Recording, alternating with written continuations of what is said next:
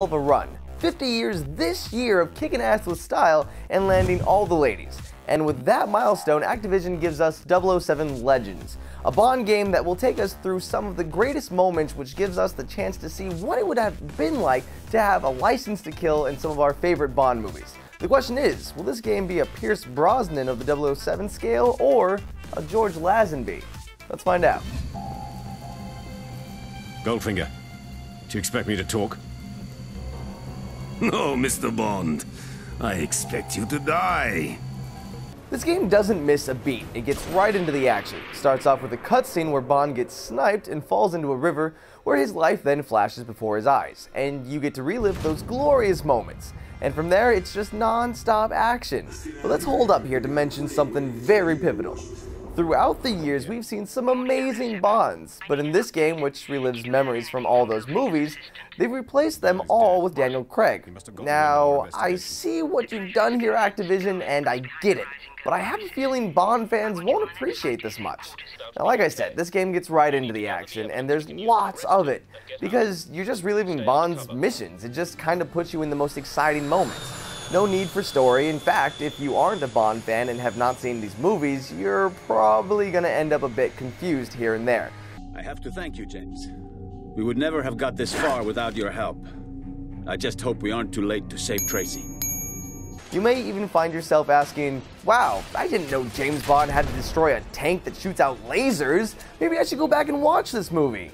Well, then you'll be a bit disappointed there. That never happened in the movie. In fact, they've added some moments to the game that never took place in any of the movies.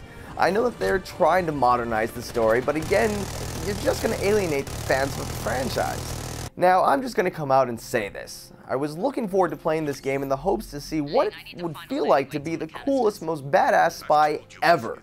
But instead, I just felt like I was playing Call of Duty again. Just a clunkier version of it. Controls were exactly the same, and it was just all-out action and shooting, which normally shouldn't be a bad thing. Even the gadgets were a letdown. In fact, there were hardly any. You had a few, but they were only for mini-puzzles, hardly anything exciting.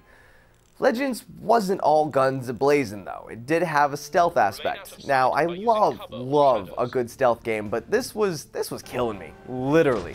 It was impossible to pinpoint where the enemy was looking, and you couldn't move bodies after you took someone out.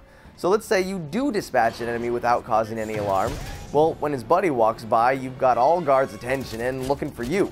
It was easier just to run in there and punch everyone in the throat. Now, they also did try to work in some kind of cover system in there, but that wasn't working very well at all, actually. You're always constantly thinking like, man, if I can just duck a little bit more. But no, just death. But I did enjoy some moments in the game, like running around and just doing melee takedowns, when they worked. And there were some cool chase scenes that stood out, but ended way too quickly each time. You get to relive the ski chase scene from On Her Majesty's Secret Service, and at one point you fly over the cliff into the air and shoot down a helicopter. I was like, oh snap, that was awesome! When I land, I'm like, wait. It's an avalanche! Stay alive, stay alive, stay alive. It was so cool. It was a great moment. I died a lot. In fact, you die a lot in this game, but I won't dock points for that. It actually might have just been me. I died a lot. Could be my fault. But that's enough about story. Let's look at what we really care about in 007 game. Multiplayer. Will we actually get the greatness that was GoldenEye now today? Want to know what it was like? Let me sum it up for you in 3 words. Call of Duty.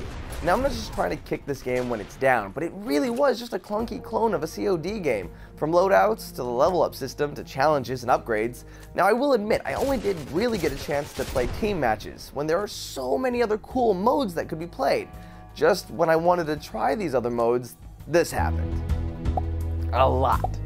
Just sitting here. Alone.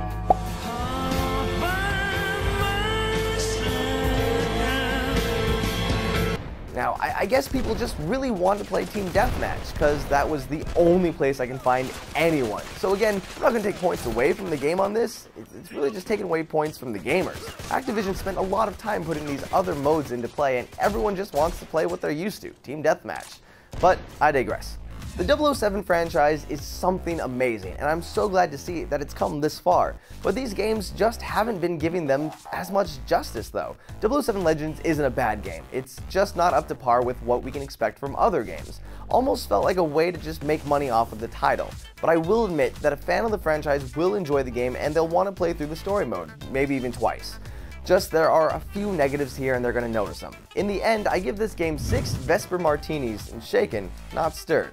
Guys, till the next time, I'm the Jovenshire and you're watching Smosh Games.